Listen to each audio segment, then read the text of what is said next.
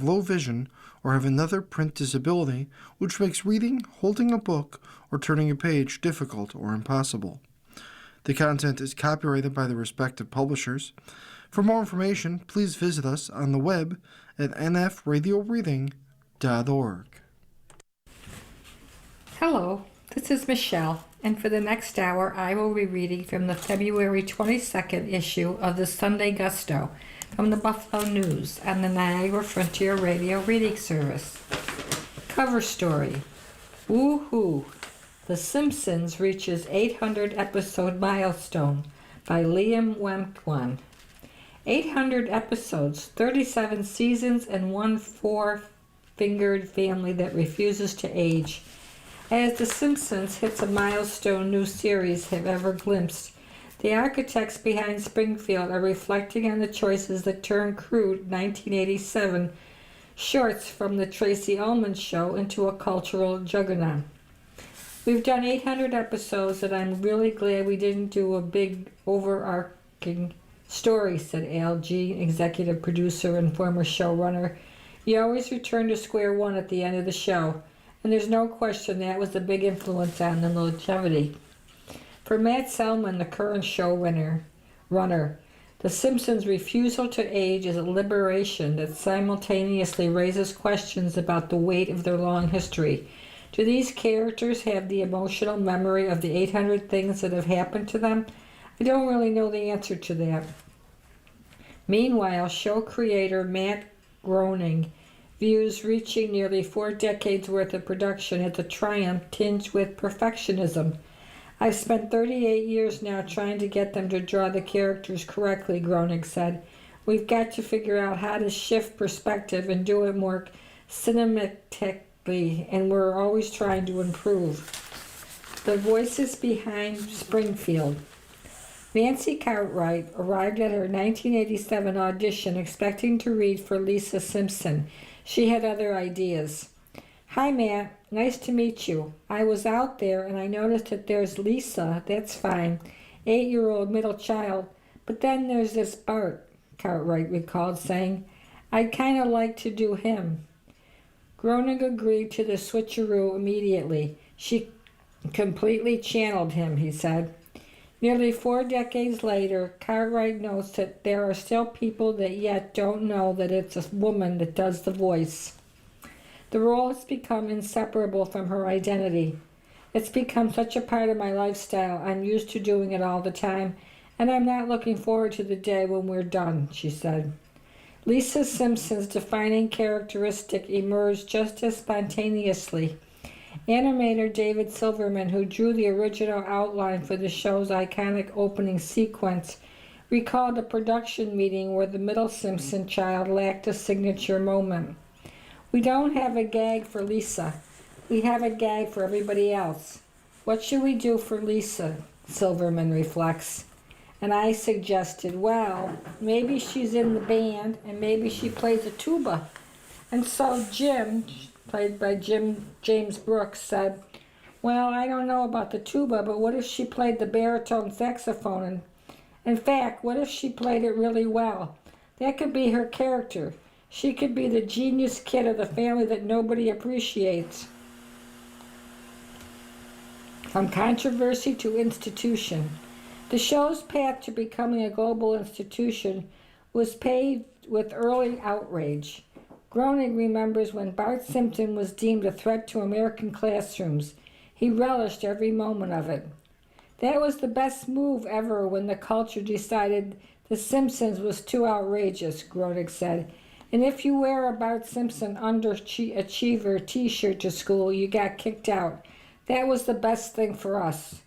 When Fox executive asked whether the show targeted kids or adults, Groening said the creative team made an immediate choice that defined everything that followed.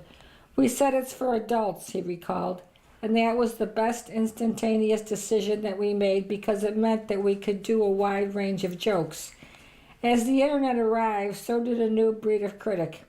Groening admits the comic book guy character, Springfield's perpetually dissatisfied nerd, was created as a direct response to early online fans declaring every new episode the worst episode ever. I like analysis and I like criticism, Groening said, but that's not funny and that's boring. That annoys me. Those are to me the laziest reactions you can get. His prediction for the show's future carries characteristic sarcasm. Well, I can tell you this because we are time travelers, Groening joked. The Simpsons will be on in 1,000 years, still on. Unfortunately, fans are going to say the show been going downhill for the last 500 years. Predictions, presidents, and pop stars. The show's supposed ability to predict the future, including a 2000 episode where Lisa inherits the presidency from President Trump, has become internet legend. Gene offered a simple explanation. Well, the predictions are accidental. We're not from the future. But modern technology has turned prophecy into fraud, according to Selman. The predictions are all fake now, Selman said. They're just done by AI. People all go, oh my God, how do they do it? I throw up my hands in despair for the gullibility of mankind. Guest stars have become a hallmark of the series, from Michael Jackson to Lady Gaga to the Rolling Stones. Jackson's 1991 appearance in Stark Raving Dad came after he cold called Groening. I was working late in my office at 10 p.m. My phone rang. Hi, this is Michael Jackson. And I hung up because, it was obviously a prank. And he called back. No, really, don't hang up, Groening recalled. Well, the show secured the King of Pop in season 3. One prestigious group has consistently declined invitations to Springfield. The ones that never said yes were U.S. presidents, and I don't think we're ever going to do that, Gene said. The Simpsons in the streaming era. Disney's 2019 acquisition of the 21st Century Fox brought The Simpsons to Disney+, introducing the show to new generations, and some exclusives not factored into the 800 episode count. The fact that The Simpsons is on Disney Plus has really exposed us to a new generation, said Selman. If it's an 8 to 12-year-old favorite show for 2 or 3 years of their life before they move on to something else, that's a big win for us. Streaming has also liberated the show from commercial constraints. The thing that's loosened up for us is the time, because things are tied to commercial breaks, Groening said. We still do 3 acts or sometimes 4 acts because we're on the Fox network, but for the stuff for Disney, we go wild, and we can stretch out a little bit. No one's in sight for The Simpsons. For Gene, the show's greatest achievement is in the personal connections forged over decades.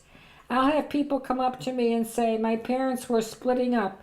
I was going through a bad time as a kid and your show got me through it. And I just go, oh, this couldn't mean more. Silverman says that same impact is the fulfillment of a lifelong ambition. People often ask me when I wanted to be a cartoonist and animator and said, what goals do you have? And I said, I don't know. The only goal that I would love to see happen is to be involved in some animation project that makes a difference to people. So I guess I can check that one off. There's no end in sight, Gene said. We're going to go to the season 40 at least, full steam ahead. For Groening, the future remains as open-ended as the series itself. Believe it or not, there's still stories that we haven't forgotten around to that are just in my head that I want us to do.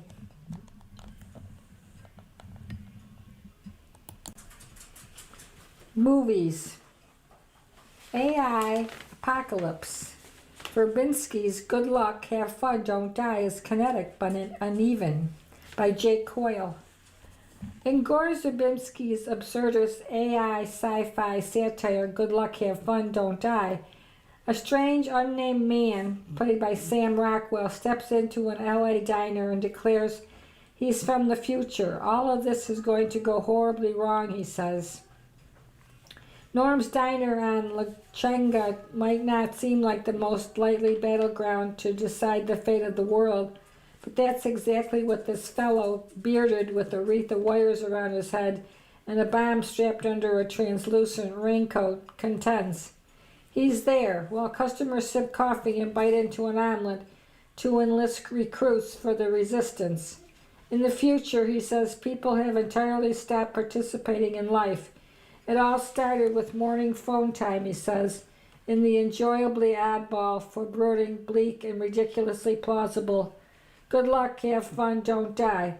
A ragtag group fights a coming artificial intelligence apocalypse across a handful of nondescript West Hollywood blocks. It's been argued that with the onset of AI, storytellers need to get weirder, more imaginative, more human. The Daniels, Everything Everywhere All at Once, which likewise married cosmic and mundane, was partly animated, partly in the spirit. Good luck, have fun, don't die, scripted by Matthew Robinson, isn't that creative, and it grows more wayward the deeper it goes into its too lengthy runtime. But there's a bonkers charm to how Verbinski tackles contemporary anxieties head on. Rated 2.5 stars out of 4. Movies.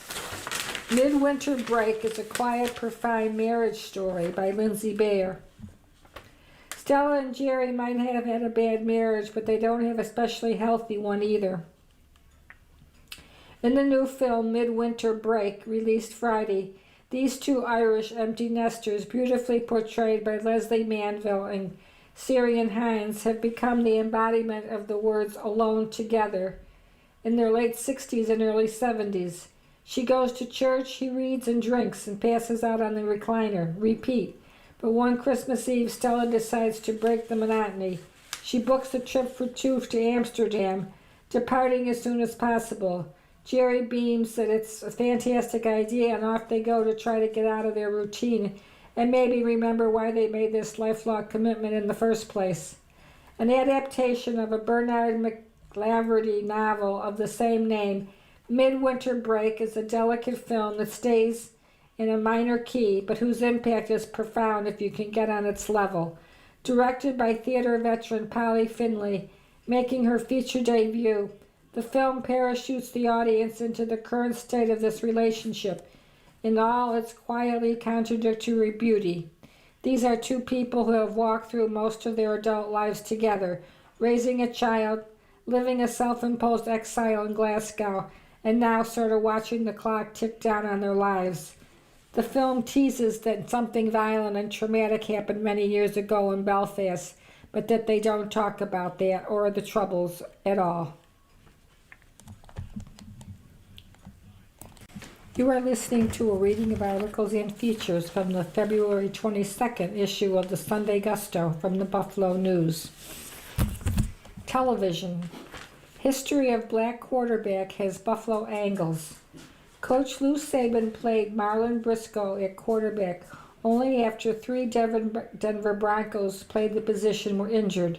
He released him the following season, although he played well over several games. Buffalo Bills quarterback James Shaq Harris was warned by Briscoe that the same thing could happen to him in 1972 when Saban returned to the Bills as head coach. Tuck Knox benched MVP quarterback John Hadle in favor of Harris when he was the coach of the LA Rams before he became the Bills coach. Legendary Bills and Indianapolis Colts general manager Bill Polian believed Lamar Jackson should have become a wide receiver in the NFL before he was made the last pick in the first round of the 2018 NFL Draft by the Baltimore Ravens after 4 white quarterbacks were taken before him. Those are only 4 of the multiple Buffalo angles in the first 2 episodes of the documentary series Field Generals, History of the Black Quarterback, which streamed its 3rd episode Thursday on Peacock. Just as black quarterbacks were for decades, the compelling 4-part documentary may have been overlooked by viewers during a busy sports period that included the Super Bowl, the Winter Olympics, and the NBA All-Star Weekend. It should be must-see TV for Western New Yorkers because of all the Buffalo angles. With Jackson, Kansas City's Patrick Mahomes, Philadelphia's Jalen Hurts, Chicago's Caleb Williams, and Washington's Jaden Daniels among several black quarterbacks starting today, NFL fans may have forgotten all the stories about black quarterbacks in high school and college who had to change positions because of racial attitudes. They include James Lofton, a high school quarterback who became a Hall of Fame receiver for the Bills, and Green Bay Packers and Tony Dungy, a Hall of Fame coach who became a safety for the Pittsburgh Steelers, even though he never made a tackle in his career at University of Minnesota quarterback. I was pretty crushed, Dungy said, of not being given a shot at quarterback. Why am I not playing quarterback, wondered Lofton, a Stanford University graduate who was aware of the prejudice that blacks weren't smart enough to play quarterback. Smart enough? What's so complicated about it? With the history of political culture and racial attitudes in the 60s and 70s as a backdrop, the documentary uses historical footage and old and new views as a reminder of the slights, abuses, and prejudices that black pioneers at quarterback had to overcome to get even one chance to play what is arguably the most important position on any football team. Come for the highlights, stay for the history lesson. Things to Do by Tony Roberto. Bob Goldberg opened the Screening Room Cinema and Arts Cafe in 1994 to provide an alternative to national movie chains. At the Screening Room, moviegoers sit on couches and at tables to watch everything from silent movies and Hitchcock masterpieces to modern romances, local film premieres, and classic horror. Its intimate size and community mindfulness make it a perfect spot to nurture local events like the Valerie International Film Festival and the Amazing Fantasy Fest. Showcase entertainers including the Francis Bacon Experiment and to welcome film groups. As the Boulevard Mall emptied over the past few years with development plans starting and staff stalling, the Screening Room remained open. Unfortunately, Goldberg recently received his 30-day lease termination notice with the venue's last day on February 28th. But this isn't the end. Goldberg said he is actively looking for a new venue with a potential opening in September. He plans to host pop-ups scattered throughout the area and is sponsoring the Buffalo Horror Garage Sale May 30th and 31st at the Buffalo Marriott Niagara Hotel.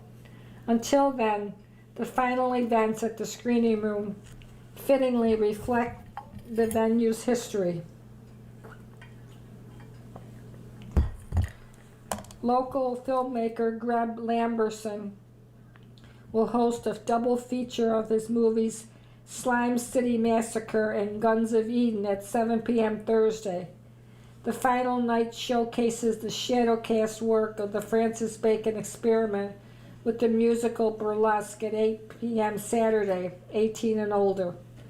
The Big Lebowski, a popular film at the Screening Room, will be shown at 7:30 Tuesday and again as part of the Day of the Dude on Friday with the film at 7:30, followed by trivia. After Hitchcock's The Lady Vanishes at 5 Tuesday, Buster Keaton's silent film The General will be shown with a musical score at 5 Friday. An all-star jam with open mic is 7 to 10 Wednesday. The band features John Bertini, Dave Schmidler, Bill Ludwig, and Bob Price, along with the guest musicians and open mic spots. To reserve tickets, visit screeningroom.net. Rascal Flatts, 7 p.m. Saturday, Keybag Center. Oscar-nominated shorts started Saturday at the Bibson Amherst Theater, Main Street. Pink Floyd tribute concerts, multiple venues. Brit Floyd, 7:30 Tuesday, Shays Buffalo Theater. The music of Pink Floyd with The Machine and the Buffalo Philharmonic Orchestra, 7:30 Friday, Kleinhans Music Hall. Bartender competition, 7 p.m. Tuesday, Hartman's Distilling Company, Chicago Street. The Mask of the Red Death, 7 p.m. Saturday, Forbes Theater, Pearl Street. quick calendar. Stephen Parisi Jr. CD release of Buddy, 7 p.m. Friday at the Pausa Art House, Wadsworth Street. John Valby with Rob Lederman, 7:30 Saturday at the Riviera Theater, Webster Street. Eric Weinholz Band, Same Old Mistakes album release show, 8 p.m. Saturday in Nietzsche's on Allen Street. God of Carnage, February 27th through March 15th, Shays Smith Theater, Main Street. Presented by Second Generation Theater. Just announce, Bat Out of Hell, the musical, 7:30 April 26th in Shays Buffalo Theater. Tony Orlando, the Storyteller, 8 p.m. May 1st and 2nd in the Bears Den Showroom, Seneca Niagara Casino, Niagara Falls. The Black Keys, 8 p.m. May 8th at the OLG Stage, Fallsview Casino, Niagara Falls, Ontario. Ryan Bingham and the Texas Gentlemen, 8 p.m. May 29th at the Art Park Main Stage Theater, Lewiston. Young the Giant with Cold War Kids and Almost Monday, 6:30 June 16th, Terminal B, Outer Harbor, Furman Boulevard. Sarah McLaughlin with Allison Russell, 7 p.m. July 14th, Art Park's Main Stage Theater, Lewiston. The Rock Orchestra, 8 p.m. August 26th at the Art Park's Main Stage Theater, Lewiston. Leonard and Friends, 7 p.m. September 13th in Kleinhans Music Hall. West Herd Riviera Theater just announced. Tommy James and the Shondells live in concert August 1st. The Doors, September 4th. On sale now. Pearl Jamming, February 27th. John Valby, February 28th. Outlaw State of Mind, March 6th. The Celtic Tenors, March 16th. Sticky Sweet, a tribute to Def Leppard, March 27th. Just Like Pink, March 28th. Abraxas, a tribute to Santana, April 3rd. Strange Love, April 4th.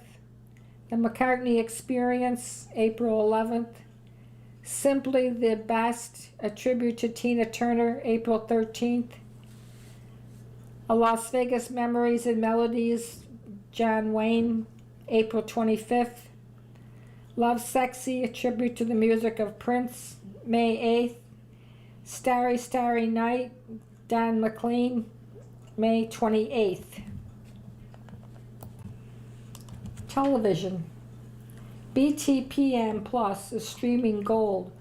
Boreanaz leads Rockford reboot by Alan Parament. This is what I'm thinking.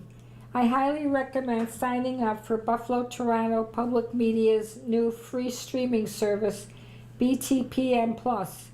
I was encouraged by how easy it was to sign up for using my Amazon Fire Stick. Once I signed in using my email and password with PBS account that I already have, I was amazed by how many seasons of Finding Your Roots, The American Experience, American Masters, Antiques Roadshow, Great Performances, and many more series are available to stream at your convenience.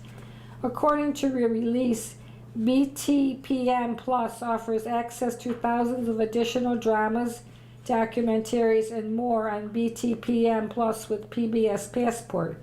Most importantly, BTPM Plus is a platform focused on featuring local producers and content creators.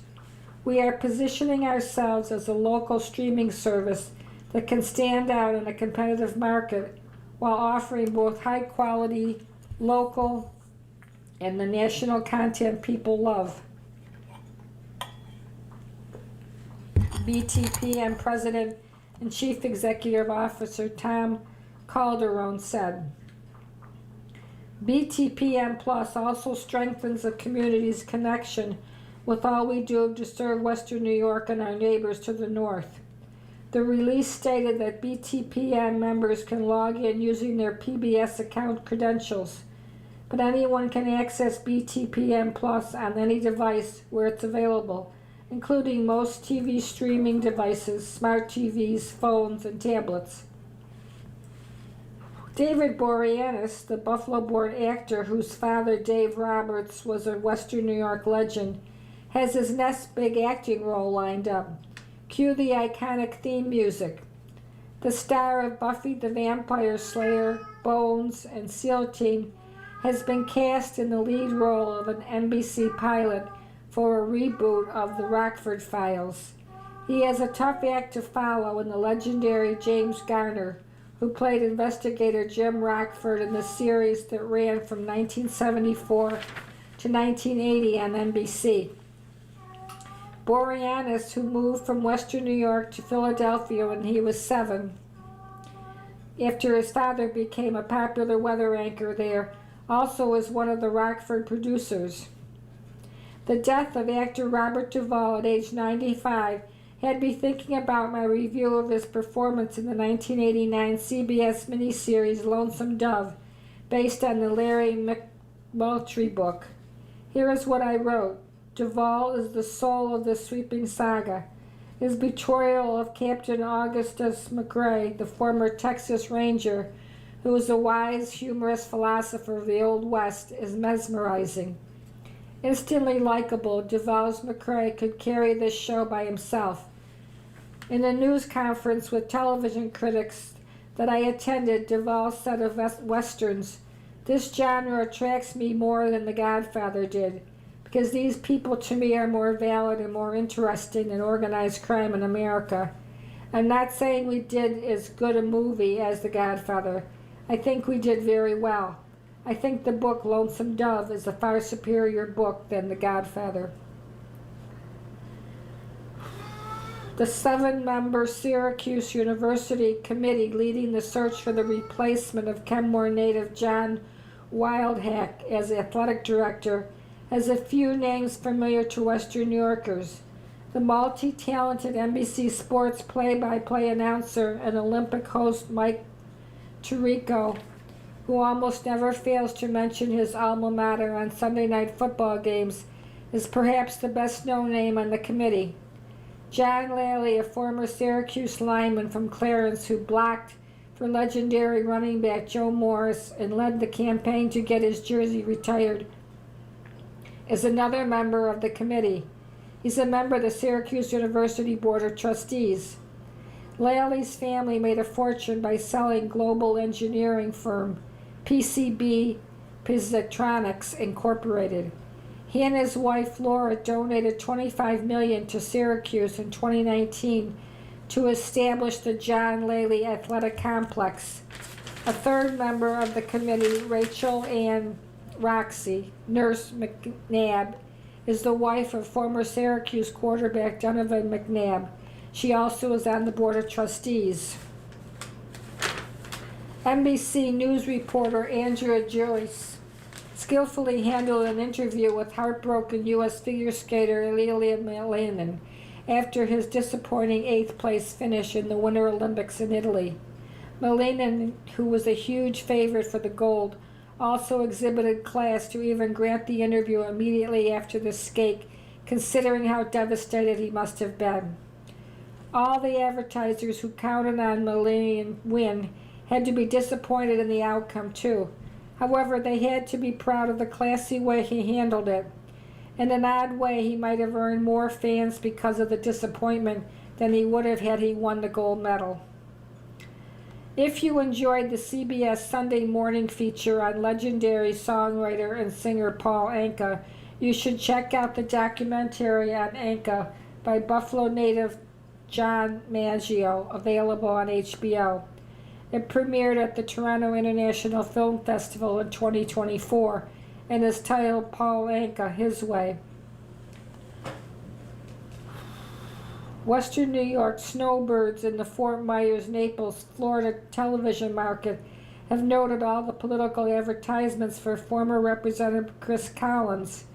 The political ads for Collins, who was the congressman in Western New York's 27th congressional district for 6 years, have been everywhere, including during the Winter Olympics in Italy. Collins is running in the 19th congressional district in Florida, with the ad calling him the original Trump conservative. Footage of the president appears in the advertisements. Naturally, the ads don't mention Collins' guilty plea for insider trading in 2019 that led to a 26-month prison sentence in 2020 that ended in about 2 months when he was pardoned by President Trump. But I bet his opponents will mention it. Books.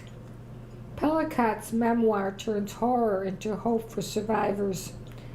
Giselle Pellicot has released a memoir that recounts her drugging and a mass rape case and sends a powerful message of hope and support to victims of sexual abuse by Sylvia Corbett.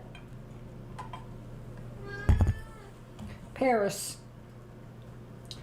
Giselle Pellicot's memoir was released on Tuesday in 22 languages worldwide, sharing details of the horror she went through and sending a powerful message of hope and support to victims of sexual abuse.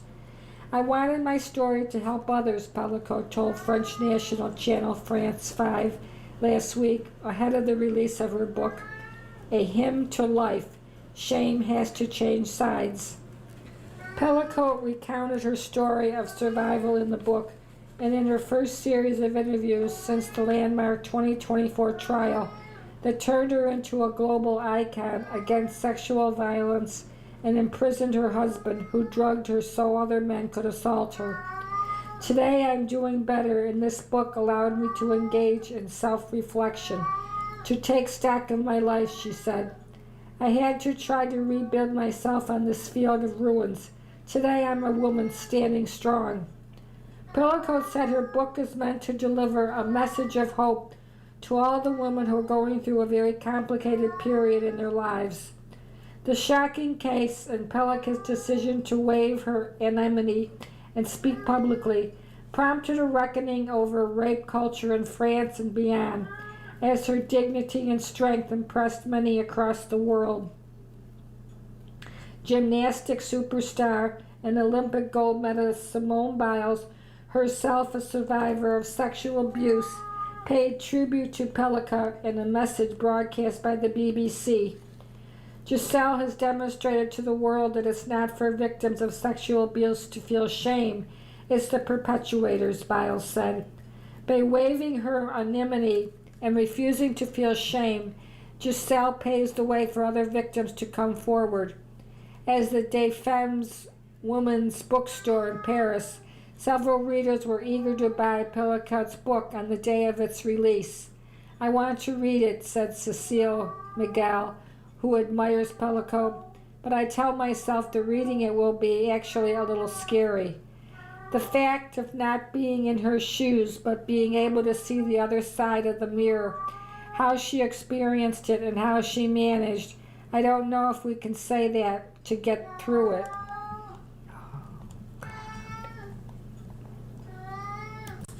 Selma Mimic, a lawyer from Geneva, Switzerland, said, the case was known as the Pellicot case, and now we're going to hear about Giselle. So that's maybe what I'm looking for. Who is Giselle? What are her feelings? How does she look back at it, the trial? In December 2024, Pellicot's ex-husband, Dominique Pellicot, and 50 other men were convicted of sexually assaulting her between 2011 and 2020 while she was under chemical submission. He was sentenced to 20 years in prison, while the other defendants received sentences ranging from 3 to 15 years. An appeals court later increased his sentence, handed to Hissène Dogun, a construction worker who was the only defendant who challenged his conviction. Dominique Pellicot, whom Giselle Pellicot has been married to for nearly 50 years, acknowledged that for years he mixed sedatives into her food and drink so he could rape her and invite other men to do the same. The unprecedented trial exposed how online pornography, chat rooms, and distorted notion of consent can fuel sexual violence. France passed a law last October that defines rape and other sexual assault as any non-consensual sexual act in the wake of the Pellico case, joining many other European nations that have similar consent-based laws, including neighboring Germany, Belgium, and Spain. Until then, rape under French law was defined as the penetration or oral sex using violence, coercion, threat, or surprise. Books. You are listening to a reading of articles and features from the February 22nd issue of the Sunday Gusto from the Buffalo News. Books by Eric Peterson. Read on. What's the plan? You do have one, right? No, not one for your budget or your life choices. Sure, fine, do those too. But I'm asking about your reading plan in 2026. At a time when many have already abandoned their New Year's resolutions, some people remain serious about their reading goals and tracking them. Last year, I tried harder to document my reading, and wouldn't you know it, I ended up reading more last year than ever before. Another benefit of keeping tabs. Looking at my list from the first weeks of 2026, I realize I've already completely forgotten about a book I'd enjoyed just 2 weeks ago. So what's the plan for this year? To keep hitting the books, that's what. Current events, history, and more. Are you going to wade into a fast-moving swirl of current events? If so, you might pick up Elizabeth Buchanan's So You Want to Own Greenland, Lessons from the Vikings to Trump, which offers a brisk, informative look at the island's long history and interactions with outsiders, from Eric the Red's lost settlements to the current administration's interest there. Possibly, as the year marks the 40th anniversary of the Challenger disaster, you might want to get a copy of the award-winning Challenger, a true story of heroism and disaster on the edge of space, by Adam Higgins Brotham, who also wrote the excellent Midnight in Chernobyl. I'm working my way through this one between the other reading and am stunned at its deep research and compelling narrative, especially as I was entirely sure I wanted to revisit the devastating moment when the world watched on TV as the space shuttle's 7 crew members, including a school teacher, Kristen McCullough, died as Challenger came apart less than 2 minutes into the flight. And I just got a copy of Nicola Griffin, She Is Here, which collects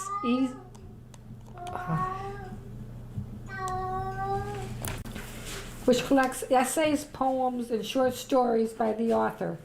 I've already mentioned how much I like her recently reissued Odd Trovigan crime thrillers, and Liz O'Hannesson interviewed her about her novel, Mennywood, so I'm looking forward to checking out this collection. Selection of recent nonfiction releases includes Island at the Edge of the World, The Forgotten History of Easter Island by Mike Pitts, Living in a Daisy Age, The Music, Culture, and World de la Soul Made by Austin McCoy, The Crowned Silence, The Hidden History of the British Monarchy and Slavery in the Americas by Brooke Newman. Fiction. If you're going to be reading more new fiction, this is a good time to start. Some intriguing reads recently hit stores. Vigil by George Saunders, Passage to Tokyo by Poppy Kuroki, Missing Sam by Thrity Umaragar, The Seven Daughters of Dupre by Nikisha Elise Williams, When We Were Brilliant by Lynn Cullen, The Final Score by Don Winslow.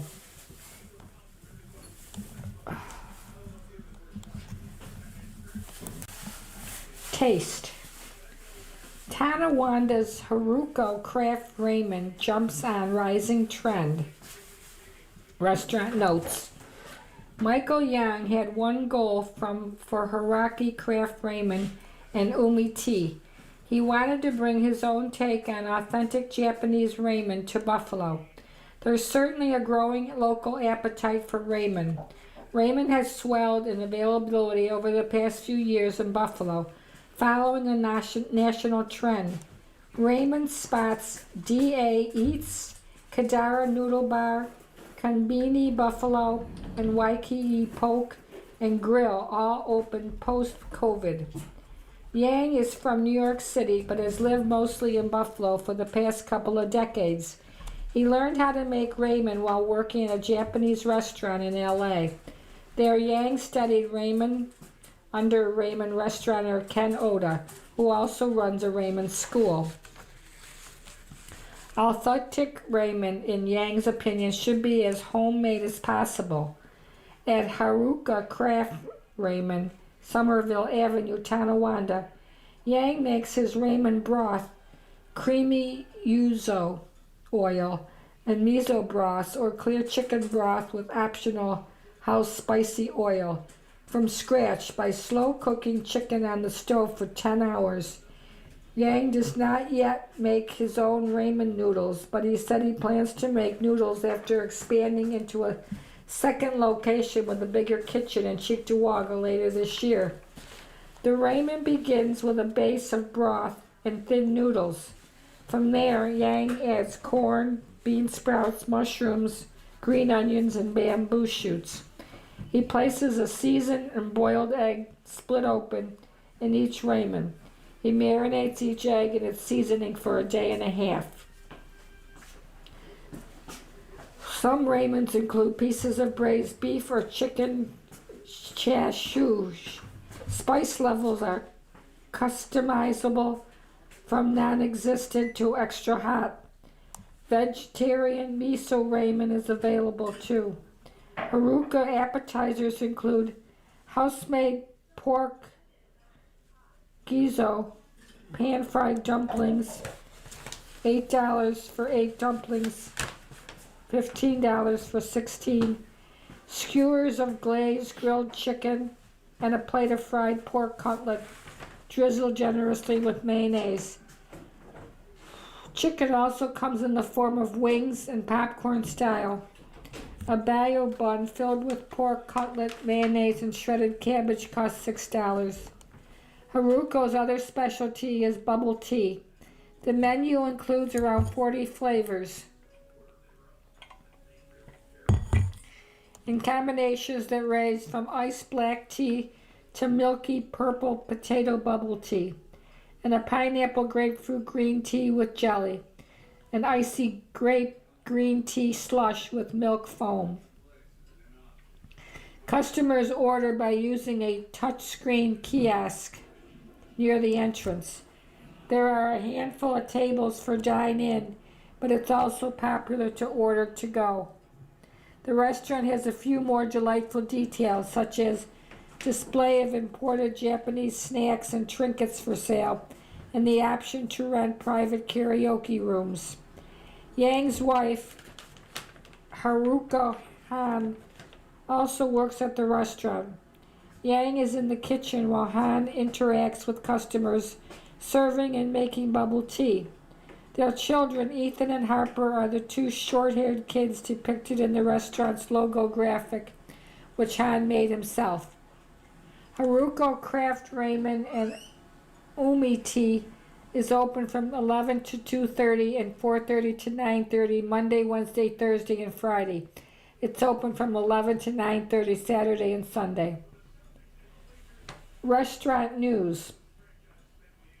Fish fry season, also known as Lent, is here. Read about why the Buffalo fish fry endures or where to find one at a local church or fire hall at thebuffalonews.com. A former Spot Coffee Hamburg employee is suing the coffee shop after she says she was fired for discussing her rejected raise with her coworkers. Read Samantha Chrisman's story on the labor lawsuit at thebuffalonews.com. A new coffee chain popular among Generation Z is brewing in Buffalo. Seven Brew opened its first location, a drive-through or walk-up only cafe at the former Scotch and Sirloin restaurant, Maple Road in Amherst. Food events. Hartman Distillery Company, Chicago Street, is hosting its 4th annual bartender competition at 7 p.m. Tuesday along Main Street in Williamsville. 23 restaurants will offer $2 sample bowls of around 30 varieties of soup. Soups include a braised onion soup from Britt Smith Brewing, maple butternut squash soup from the Eagle House, and a chicken pot pie soup from Glen Park Tavern. There will also be live music. All proceeds benefit Feed More and Trinity Food Bank and Sleep in Heavenly Peace. The event is cash only. Vote for your favorite soup by scanning a QR code at each participating restaurant. Taste of Tradition. Celebrate Chinese New Year with a delicious noodle dish by Carolyn Malcorn. Noodles are a key part of Chinese New Year celebrations because they symbolize long life.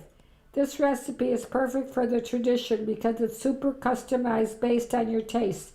Try swapping in chicken for the steak. Can't find Chinese broccoli? Use broccolini instead.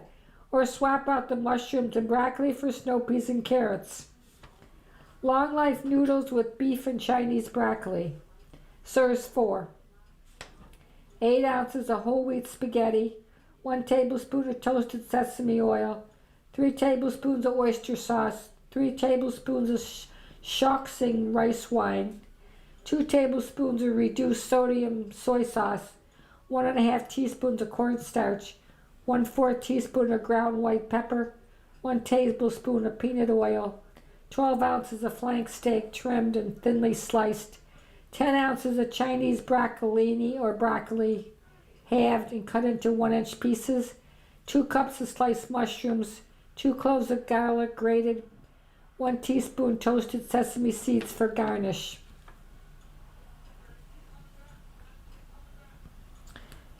Cook the noodles according to package directions. Rinse and drain well.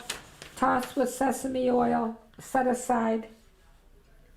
Meanwhile, whisk together the oyster sauce, rice wine, soy sauce, cornstarch, and white pepper in a small bowl. Set near the stove. Heat a large flat-bottom wok or large cast iron skillet over high heat. Add peanut oil and stir to coat. Add broccoli and mushrooms, cook stirring occasionally for 2 minutes. Add steak and garlic. Cook stirring till the steak is no longer pink on the outside. 2 to 3 minutes more. Add the sauce and bring to a boil. Cook for 1 minute. Add the noodles and toss to coat. Sprinkle with sesame seeds if desired. Coming up next in the Niagara Frontier Radio Reading Service, we have the front section of the Sunday Times. At 2 o'clock, we have the New York Times opinion section. And at 3 o'clock, we have the New York Times arts and leisure section. Stay with us for these readings and more throughout the day. If you're listening to this publication online, you're probably using our website, a podcast player like Spotify or iTunes, a streaming service like Siro, or a smart speaker. Did you know that we now have a dedicated app that can be downloaded to any mobile device, like a smartphone or tablet, for free? App users can conveniently access our live stream and any episode of our podcast easier than ever. To download the app, just type NFRRS in the search window in the Apple App Store or in the Google Play Store. Contact us anytime if you have any questions by calling 716-821-5555, extension 5. Thank you. You're listening to the Niagara Frontier Radio Reading Service. As of this year, our agency has broadcast more than 300,000 hours of radio readings. Volunteer radio readers read newspapers, magazines, and books to area people who are blind or have a print disability, who are provided reading radios. Radio Reading's broadcast signal is provided at no charge by WNED. Radio Reading broadcasts from studios at 1199 Harlem Road in suburban Buffalo. Please let others know about Radio Reading. It's your service. For more information on the Niagara Frontier Radio Reading Service, call 716-821-5555.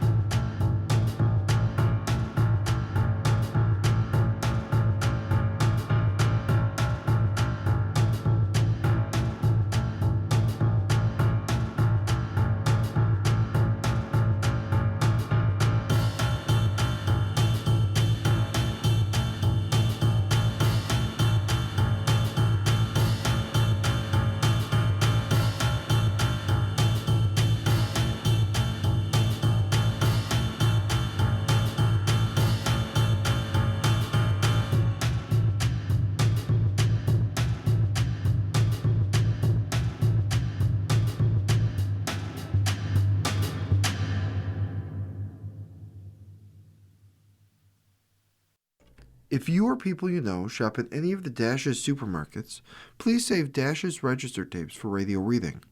Our agency receives $2 for every $100 in Dash's register tapes. Radio reading has raised thousands of dollars so far. Anyone can drop off their Dash's tapes to the Niagara Frontier. The following program is intended for listeners who are blind, have low vision, or have another print disability,